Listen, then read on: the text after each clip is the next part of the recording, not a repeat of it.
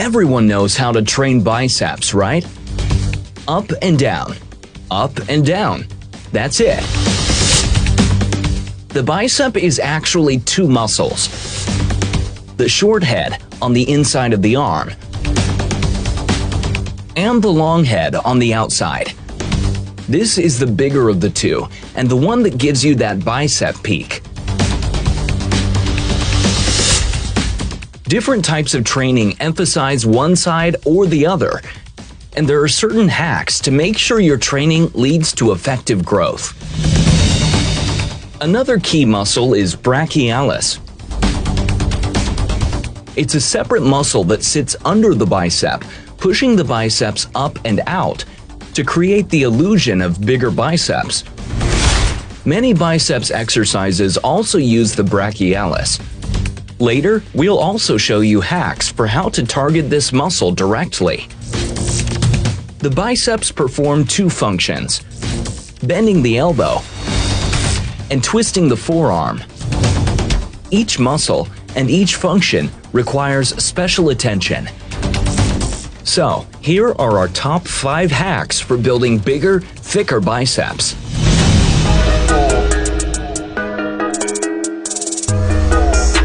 The curling movement is the basic function of the bicep. So, any bicep exercise will include bending the elbow. But here's our first hack, something we don't normally say on Fit Media channel. It's okay to cheat on your curls. But there's a good way to cheat and a bad way. It's about form. So let's start with the correct way to curl. Body upright, elbows tucked in. Go for lower weight, higher reps, a weight that feels comfortable in the 15 to 20 range. But we know that the muscle works harder on the way down. So when you reach exhaustion, it's okay to cheat by swinging the body to help bring the weight up. Then, slowly down with control. Those extra reps deliver maximum growth. However, this hack is not a way of increasing the weight on the curling movement. Only cheat once the muscle has been exhausted through good reps. If you overload the bar, you'll be losing form earlier on in the set. Not good. Stick to a lower weight, higher rep range, and only break form when you've reached exhaustion using good form.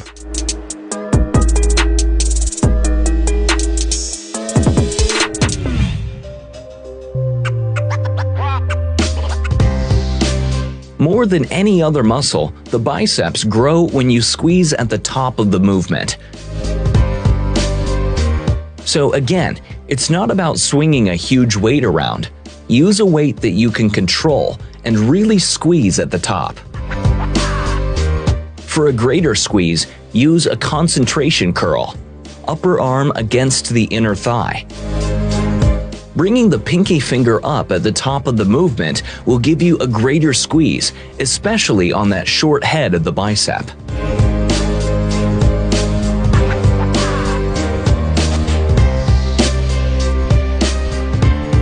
Spider curls will also help you isolate that short head and hit a greater squeeze. Let the weight hang straight down at the beginning. Then, keep the upper arm and shoulders exactly in that position, hinging only at the biceps. Concentrate on the squeeze at the top.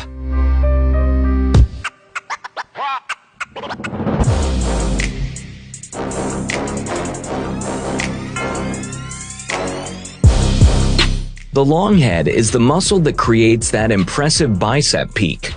Any exercise where the elbow is behind the body is going to focus on the long head.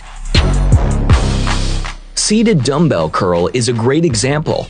Use an incline bench to set your elbow slightly behind the body, putting the focus on the long head of the bicep.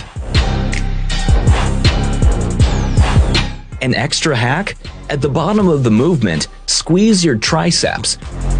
This will shut off the biceps to make you restart the bicep movement cleanly, maximizing gains. Another great exercise for the long head is the drag curl. taking the elbows up and behind the body as you squeeze the bicep.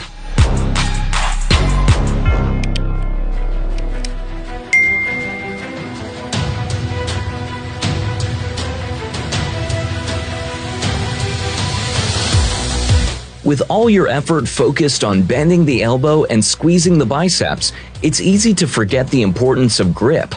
So our next hack is about hands. Don't grip too tight. This will bring the forearms into play.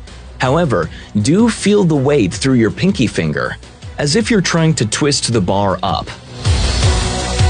Changing to dumbbells will allow you to actively push through the pinky finger for an actual twist as you come up.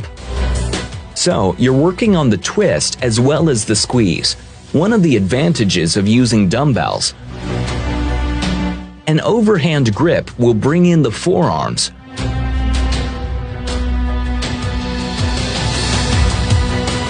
But for the best of both worlds, the Zottman curl uses that twisting function of the biceps as well as working forearms. Also key to a good grip is keeping the wrists in a neutral position. Even when you're squeezing hard, don't let the wrists curl in.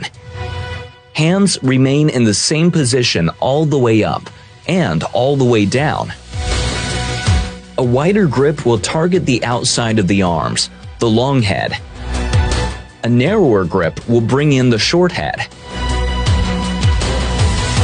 But if you want to go narrower still, ditch the bar for a single dumbbell, giving you greater control as you squeeze the small head of the bicep.